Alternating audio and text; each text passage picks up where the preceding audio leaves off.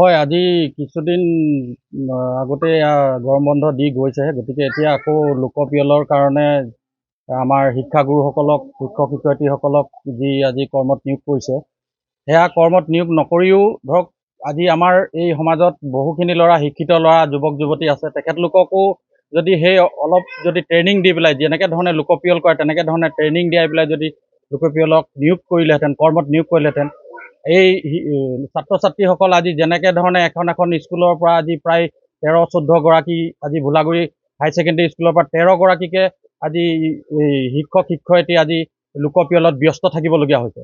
আৰু আমাৰ আপিৰাম গগৈ স্কুলতো তাতো 8-9 গৰাকী শিক্ষক শিক্ষয়িত্ৰী লোকপিয়লত ব্যস্ত হ'বলগীয়া হৈছে। সেইকাৰণে আজি ছাত্ৰ ছাত্ৰীসকল পঢ়াৰ ক্ষেত্ৰত যথেষ্টখিনি মানে অসুবিধাৰ সন্মুখীন হৈছে। তেখেতলোকে পঢ়াৰ পৰা বঞ্চিত থাকিবলগীয়া হৈছে। হয় হয়, এইটো বহুত দুখনীয় বিষয়। কাৰণ আমাৰ এই স্কুলতে মই পঢ়ি যোৱা, আমি যেতিয়া পঢ়িছিলোঁ তেতিয়া এই স্কুলত চাৰিগৰাকী শিক্ষক আছিলে আমি পঢ়াৰ টাইমত। গতিকে এতিয়া দুগৰাকী আছে, দুগৰাকীৰ মাজতে এগৰাকী এতিয়া লোকপিয়লত ব্যস্ত হ'ল। যথেষ্টখিনি ছাত্ৰ ছাত্ৰীৰ অসুবিধা হৈছে পঢ়াত আৰু আপোনাৰ বঞ্চিত হ'বলগীয়া হৈছে।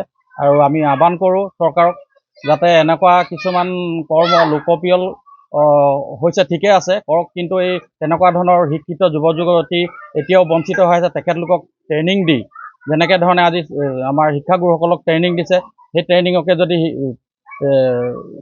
আমাৰ নিবনুৱা যুৱক যুৱতী চিলেক্ট কৰি পেলাই দিলেহেঁতেন, তেতিয়া যথেষ্টখিনি আৰু এই কৰ্মৰ পৰা বঞ্চিত থাকিলেহেঁতেন। বা